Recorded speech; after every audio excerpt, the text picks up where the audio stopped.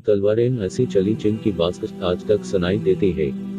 ये 2 तलवारें ऐसी हैं जिन्होंने कौफार बदातवार को तगने का नाच नचाए रखा।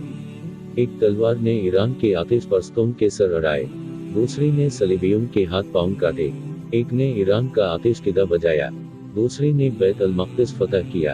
एक तलवार की मार आज तक ईरानी आतिश परस्त नहीं बोले, दूसरी तलवार की मार आज तक रोमी नहीं बोले।